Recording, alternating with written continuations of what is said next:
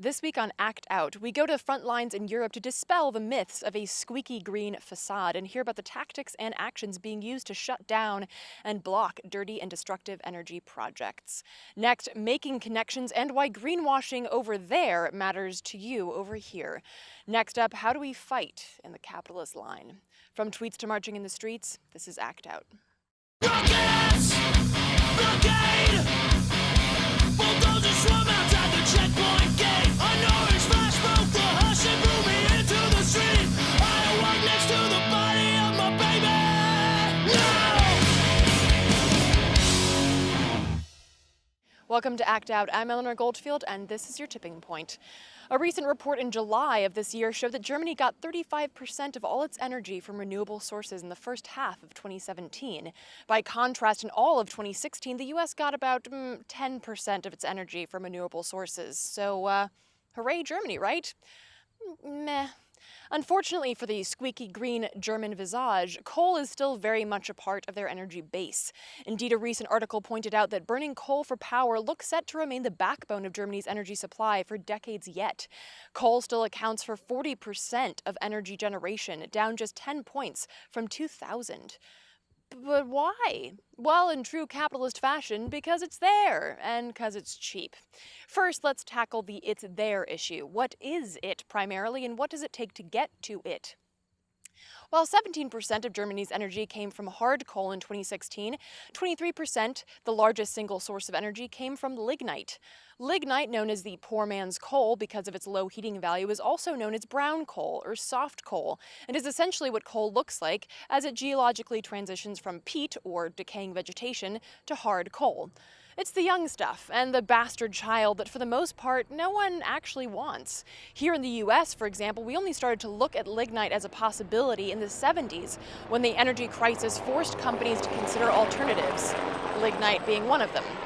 And now in Texas, this brown dirt, or oily mud, as it's often called, is a popular polluter. Emphasis on the polluter part. Though it may be the last kid picked an energy production kickball, when it comes to pollution, lignite is number one. The carbon content in lignite is the lowest of all the coal categories, so you have to burn a lot more in order to make up the difference. Furthermore, as Fred Beach, assistant director at the University of Texas Energy Institute, pointed out, you also get a whole lot more ash generated. You get more particulate in the exhaust fume gases. Plus the fact that because lignite has a hefty amount of water content, a lot of the energy that could be used to produce electricity is actually used to evaporate the water. And furthermore, lignite burns 3 times the amount of mercury that hard coal does, so that a large European lignite power station may emit a half ton of mercury per year in compounds not captured by dust filters. But that's not all. Even before you get to the ignominious burning stage, the mining of lignite itself is a disastrous endeavor that in terms of sheer scale is equivalent to excavating the 1869 Suez Canal 16 times a year in Germany alone. Productive farmland and residential communities are transformed into desolate lunar landscapes by gargantuan shovel wheel and steel bridge excavators, some exceeding the scale of the 10,000-ton Eiffel Tower.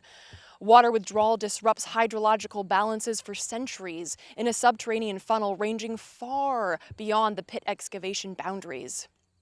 Indeed, even when mining is over, the land and water left behind is both poisoned and unstable.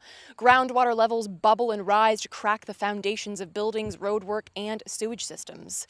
Acidified groundwater lakes pepper the landscape, and as an example, in the German Lusatian region near Poland, iron hydroxide drainage has turned pristine waterways into brown, toxic streams. And while most of the open-cast mines that were mainstays before the wall fell have closed, Germany has built new ones, which may explain why Germany's emissions have actually risen steadily since 2009, in part because as it closes nuclear power plants, it replaces the energy with readily available coal. Other factors include a boom in the German economy, which has translated to more transportation emissions and oil consumption. A study done by the Green Party in Germany shows that in 2016, Germany's carbon dioxide emissions rose by 4 million tons to 906 million tons. And in order to reach its goal of cutting emissions by 40% by 2020, annual emissions will have to fall by 40 million tons on average every year by 2020. And yet, even in the midst of this dirty reality and its outward green energy campaigning, Germany still leads the world in lignite production. Author and journalist Fred Pierce ruminates on why. Lignite is cheap and abundant. Existing mines in the Brandenburg area could deliver fuel for 50 or 60 years at least. Another is that the lignite mining and power industry is a rare source of jobs in eastern Germany, the poorest part of the country. If they dismantled lignite here, it would lead to massive social upheaval in the region, says Wolfgang Kruger, a managing director of the Chamber of Commerce in Cottbus, Brandenburg. Ah, yes. The second point that I mentioned earlier, it's cheap, and then also jobs. But the job thing is pretty easy to counter. Give them a job doing anything else. And I know that that might sound trite, but shit, if you can find a way to give someone a job ripping the planet to shreds, you could just as easily give them a job building like a wind turbine or a solar panel. All the while cutting down on health costs associated with working with coal, among other fossil fuels. Furthermore, as automation continues to rise, technological advancements offer the possibility for humans to be free from menial fucking jobs, particularly those that are dangerous and dirty. Also necessarily combined with a drastic shift in the concentration of money. And I could go into further detail there, but I have another reason for coal to debunk. As Pierce wrote, it's cheap, right? All on the face of it, yeah. Lignite averages out to about 15 euros per megawatt hour, while a recent renewable bid for onshore wind energy came in at a roughly 40 euros per megawatt hour. Outside of the fact that it's so readily available and nothing needs to be imported, another factor supporting the cheap argument is in how lignite is transported, in that it's not. Basically, lignite doesn't travel well because of its high water content. It breaks down very easily, particularly if exposed to a lot of weather and sunlight. So because of this, the mines are positioned right next to the power plants that burn the coal. Lignite is just dumped onto a conveyor belt and right into the awaiting furnace. This cuts down on transportation costs required with, say, natural gas. But you may be wondering, even with that in mind, how can coal really be cheaper than wind or solar? Well, because the price point that I just mentioned doesn't take this into account. Germany spent 3 billion euros on supporting coal in 2012, more than any other EU country. A 2014 report from Ecofys for the European Commission pointed out that when you factor in climate change, health, and other environmental costs, plus government subsidies, the cost of coal averages to between 162 to 233 euros per megawatt hour. Meanwhile, onshore wind is a relative bargain at a cost of 105 euros per megawatt hour, even when you consider the costs associated with building and bolstering a new industry. Add to this the fact that wind and solar have the potential to get cheaper over time, whereas the more scarce and hard to get to coal becomes, and the more damages that have to be paid for the destruction of people and planet for profit, coal will only rise in cost, both economic and environmental. So really, the cheap argument is bullshit, as is the jobs argument, and particularly once you look at the overarching costs, and finally, that because it's their argument, while true, doesn't really feel worth it. A sentiment echoed by the German people when in early August, 95% of people polled in a survey said that they found the expansion of renewables as important or extremely important. And luckily, of that 95%, some are indeed willing to fight for those renewables by literally shutting down the production of coal. Late last month, thousands of activists with the coalition group Ende Gelände blocked the tracks to Germany's dirtiest coal-fired power plant for a combined 15 hours. Located in the Rhineland region near Köln, Germany, these 3 open-cast lignite mines and 4 power plants emit a combined 80 million tons of CO2 every year. The German government and utility giant RWE recently agreed to continue lignite mining in the region until 2045. Whereby the window to not only reduce emissions but mitigate horrendous effects of climate change will be all but closed. Recently, we sat down with Ende Gelände member Jana Alietz to talk about the action, tactics, and plans for the future against coal and for people and planet. Take a look. Talk about the approach to this and the tactics that you used. Because something that you also do is you use fingers and different affinity groups for a variety of actions. Talk about your approach to this. All right.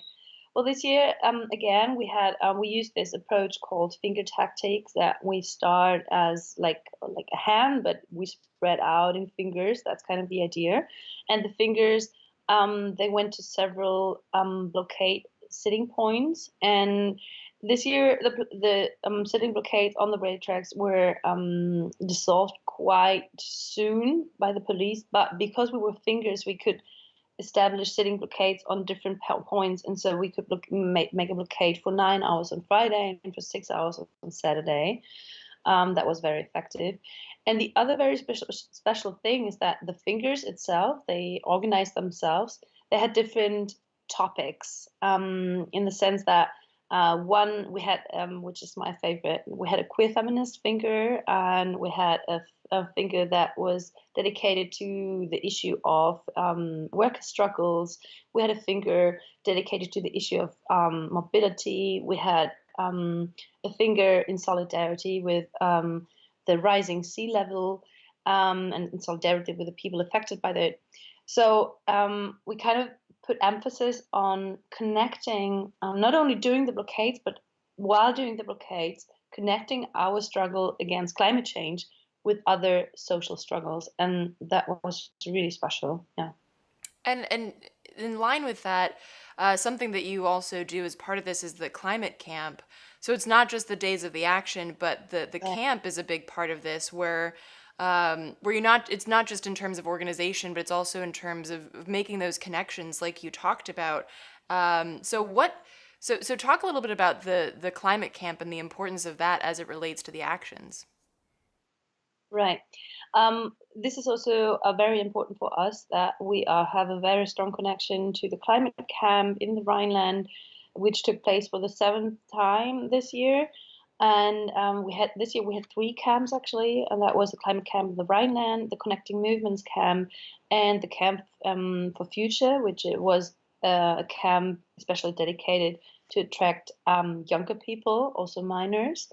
And on the Connecting Movements camp and the climate camp, and as well on the camp for Future, we had lots of workshops and discussions about alternative to the capitalist destruction, to the capitalist economic system. How can we organize ourselves? How can we interconnect different social struggles? We had a very deep emphasis on structural change for the region, because if we talk about shutting down such a great industry, then we need to talk about a different structural change for the region, especially for the employees.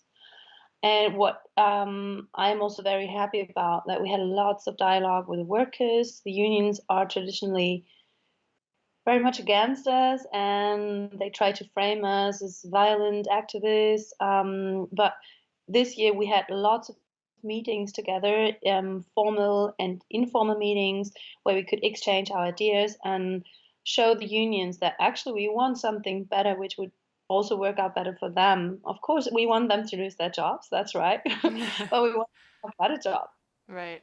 Safer, you know. safer jobs. We want, yes, jobs and better paid jobs, and jobs in the renewables, jobs in the how do you say that in English? I'm not sure, but the renaturalization. Can you say it like this? Because if you shut a mine, then you need to renature the area.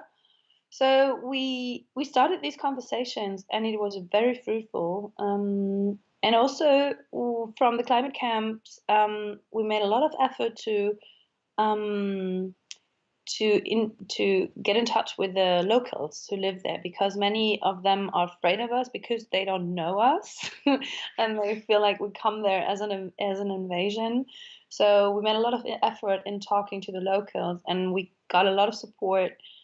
And there are some ideas of organizing the camps in the future together with the locals, and this is also what I found very beautiful. Yeah.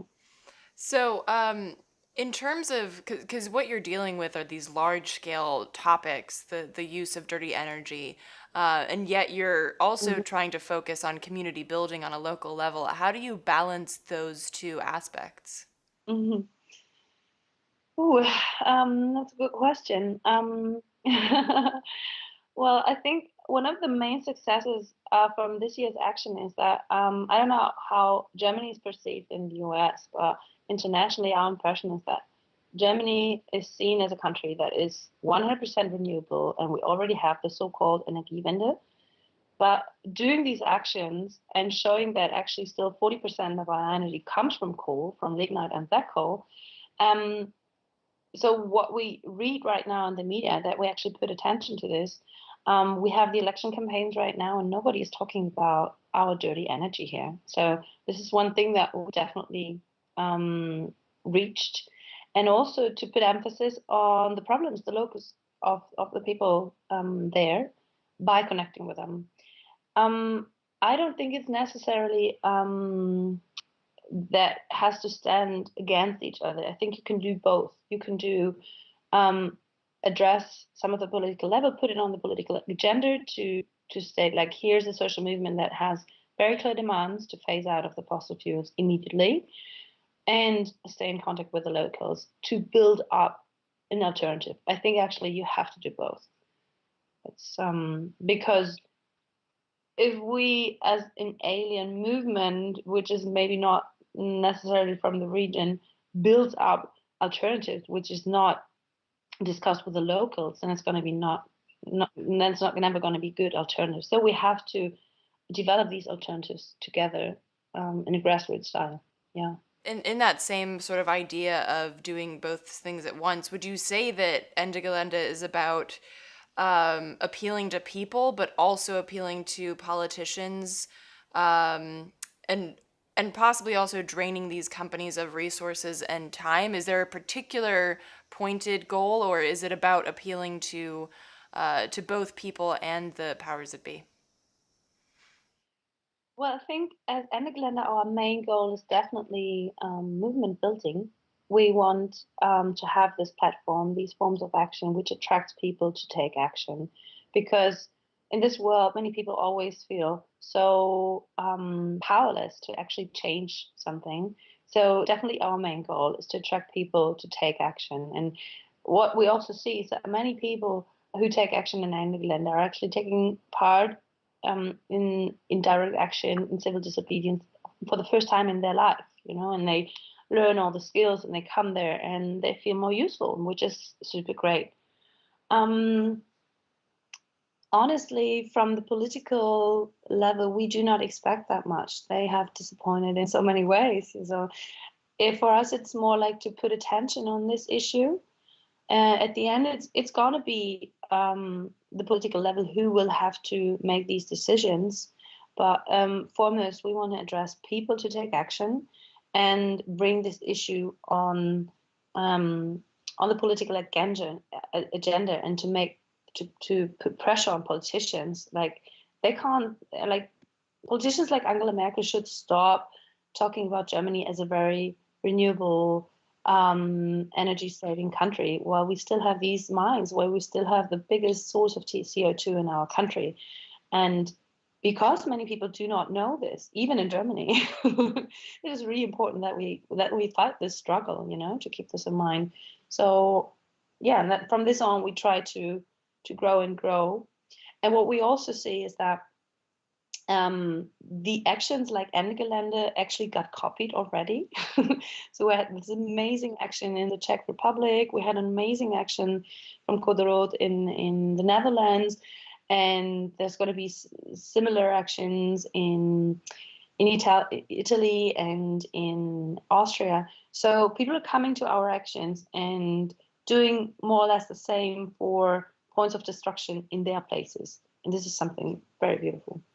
And it's also really powerful too, because Germany is such a powerhouse in the EU, so that the people of Germany rising up and saying that we demand better is also a show for the rest of Europe, because Germany has that central role.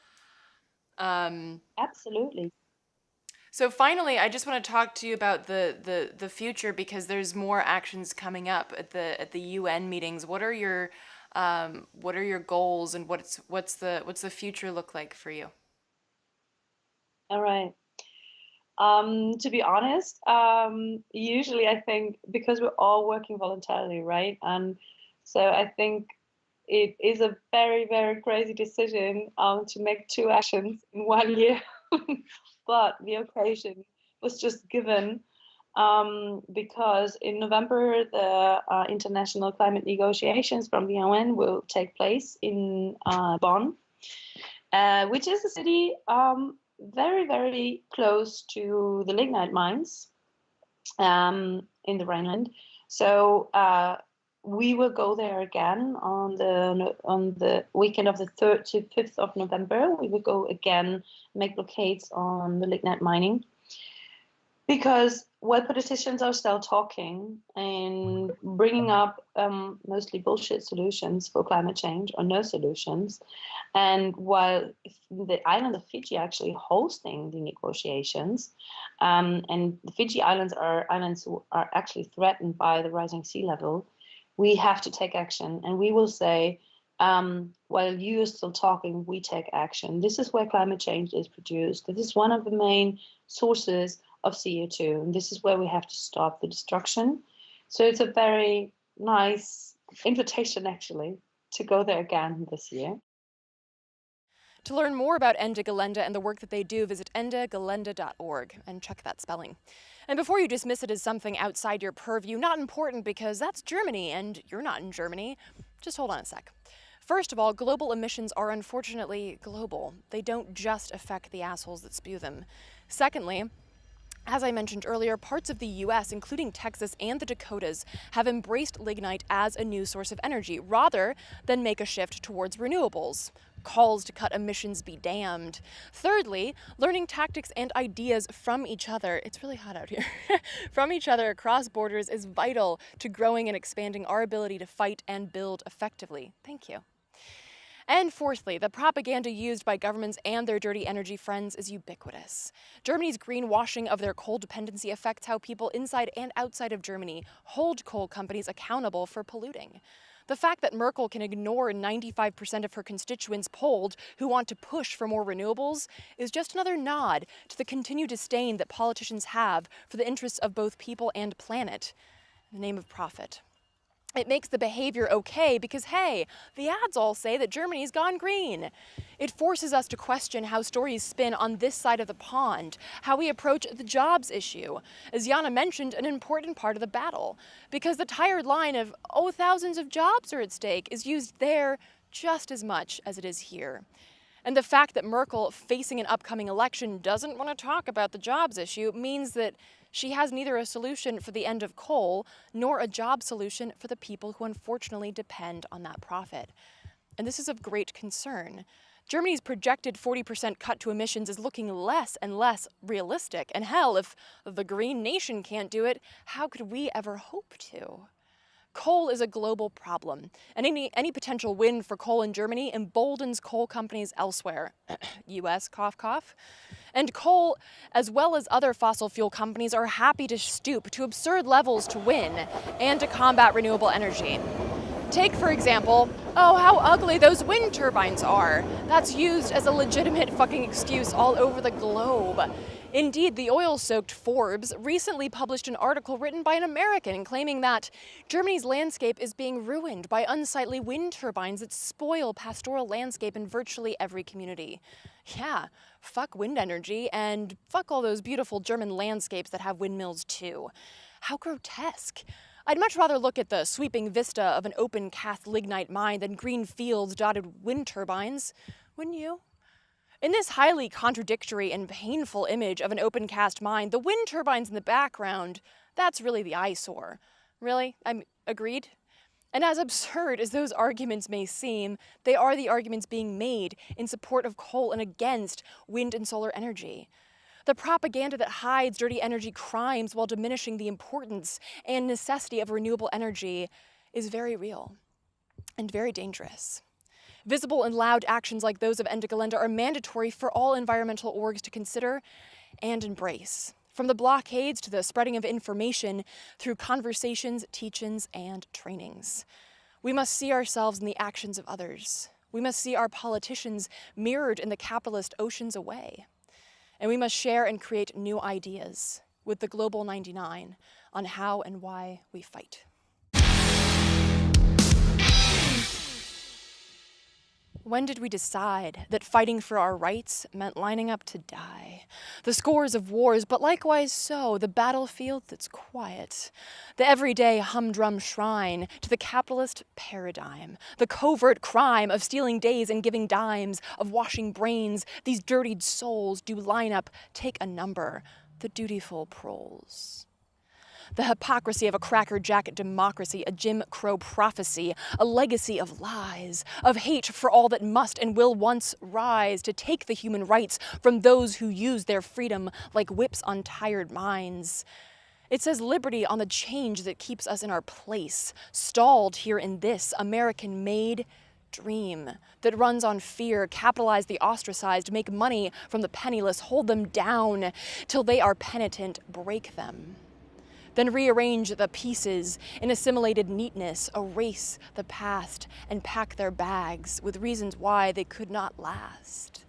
Why westward ho the wagons, genocide now rather known as justified expansion, native just a box to check, color in the lines.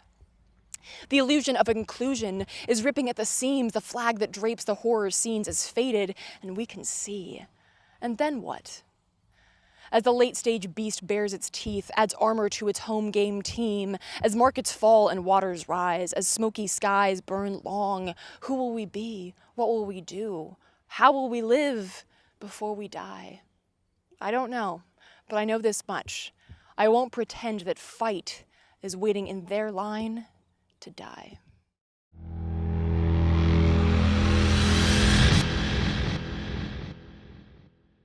And that will do it for this week's Dose of Dissent. Thank you so much for watching. Please spread and share this with all of your friends, foes, and people you don't know.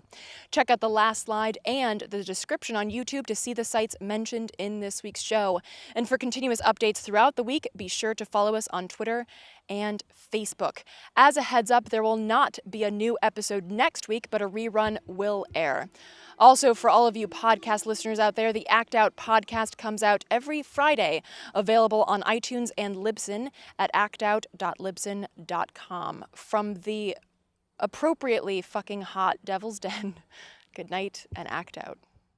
And real quick, to keep independent, non-corporatized media like this show going, donate at Occupy.com/donate. If you'd like to donate directly to Act Out, visit patreon.com/actout.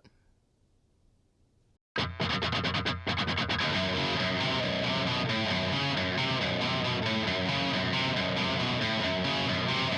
can hear the boots are stomping. Come on, boys, let's get some rocks to throw. I can't stand to hear my father cry anymore. Time we left for nothing, motherfuckers dead in the road. We've been backing up inch by inch, we got nowhere else to go. It's been too many years since you pushed and shoved my shove. I'm not a violent man, but